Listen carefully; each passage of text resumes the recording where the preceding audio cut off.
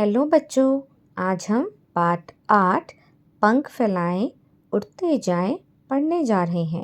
अरे सुबह सुबह ये सारे पक्षी क्या बात कर रहे हैं? चलो जाकर सुनते हैं इनकी बातें। सिर पर मेरे कलगी है, सुंदर पंखों पर नाज है। सुंदर नाच दिखाता हूँ, राष्ट्रीय पक्षी कहलाता हूँ। बताओ कौन? मोर। आकाश से सीधे आती हूँ, झपट चूहा ले जाती हूँ। पूंछ है मेरी खांचे वाली, चील हूँ मैं बड़ी निराली। हरे हरे हैं मेरे पंख, लाल है मेरी चोंच का रंग। हरी मिर्च मैं खाता हूँ, तोता मैं कहलाता हूँ। कुहू कुहू आवाज लगाती, मधुर मधुर मैं गीत सुनाती। सबके मन को हूँ मैं भाती, देखो कोयल मैं कहलाती। मरे जानवर खाकर मैं जगह साफ कर देता हूँ। ऊंचे आकाश में उड़ता हूँ, गिद्ध मैं कहलाता हूँ। पेड़ के तने में छेद बनाऊं, उसमें छिपे कीड़े मैं खाऊं। टुक टुक करता जाता हूँ, कठफोड़वा कहलाता हूँ। चोंच है मेरी बड़ी निराली, सुई हो जैसे सिलने वाली। पत्ते सिलकर घर बनाऊं, दर्जन चिड़िया मैं कहलाऊं। अरे जगा दिया, आज जंगल में इतना शोर कैसा? उल्लू जी, सारे पक्षी अपनी अपनी पढ़ाई कर रहे हैं और शोर मचा रहे हैं। अरे तुम सब चुप हो जाओ, तुम सब में कोई न कोई खूबी है। किसी के पंख सुंदर हैं तो किसी की चोंच निराली है, किसी की बोली मीठी है तो कोई उड़ता ऊंचा है। चलो सब अपने काम पर जाओ। तो बच्चों, कल आप सबको पाठ में आए पक्षियों के नाम लिखकर लाने हैं।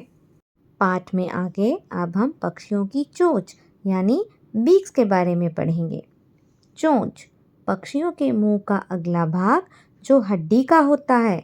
इसके द्वारा वे कोई ठोस चीज तोड़ते या खाते हैं। चोंच कई प्रकार की होती है। चलो अब हम इनके बारे में विस्तार से पढ़ते हैं। सबसे पहले कुचलने व काटने के लिए। ऐसी चोंच छोटी व ठोस होती है जो कि बीजों को तोड़ने के काम आती है, जैसे चिड़िया और कबूतर की चोंच। छेदने व फाड़ने के लिए।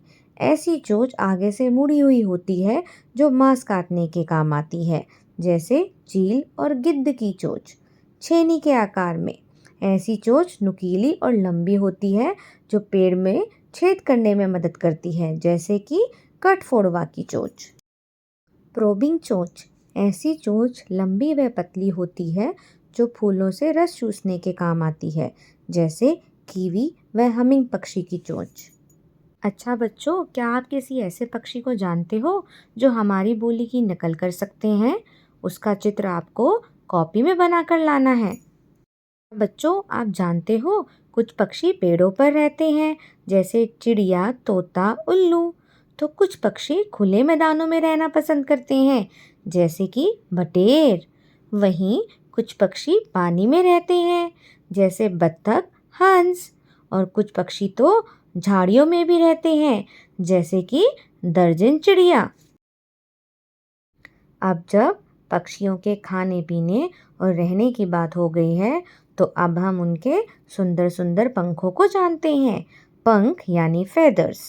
पक्षियों के पंख उनको उड़ान भरने, सर्दी गर्मी से बचाने, संकेत भेजने, रंगों से आपस में अपनी जाति की पहचान करने में मदद करते हैं।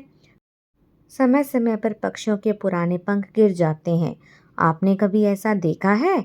ऐसे ही कुछ पंख इकट्ठे करो और उन पक्षियों के चित्र अपनी कॉपी में चिपकाओ। आओ बच्चों, अब एक मज़ेदार एक्टिविटी करते हैं, जिसके लिए हमें चाहिए ओरिगामी शीट, सीजर, मार्कर और फेविकॉल। सबसे पहले हम एक ओरिगामी शीट लेंगे और उसको ऐसे बीच से फोल्ड करेंगे। फिर जो ये पेपर को खोल के जो ये बीच की लाइन है, इसको हम ऐसे फोल्ड देंगे। ठीक है बच्चों? और उसके बाद हम इसको ऐसे फिर से फोल्ड करेंगे। ध्यान रहे कि जो फोल्ड है बिल्कुल सेंटर से हो। अब उसके बाद ओरिगामी शीट को ऐसे रखेंगे और जो ये वाला हिस्सा है, लंबा हिस्सा, इसको हम ऐसे फोल्ड देंगे और ये बन गई मुर्गे की पूंछ। और जो ये ऊपर वाला हिस्सा है, हम इसको पीछे की तरफ से ऐसे फोल्ड कर देंगे, ये बन गई मुर्गे की चोंच। अब बच्चों, मैंने एक ये लाल रंग की मुर्गे की कलगी पहले ही कट करके रखी हुई है, ये मैं यहाँ लगा दूंगी। और अब ब्लैक मार्कर से मैंने ये इसकी आँख बना दी। तो बच्चों, अब आप देख सकते हैं हमारा मुर्गा बनकर तैयार है। अब अंत में कुछ अभ्यास कार्य करते हैं। पक्षियों के अलावा उड़ने वाले जानवरों के नाम लिखो और सोचो, अगर तुम उड़ सकते तो कहाँ कहाँ जाते और क्या क्या करते।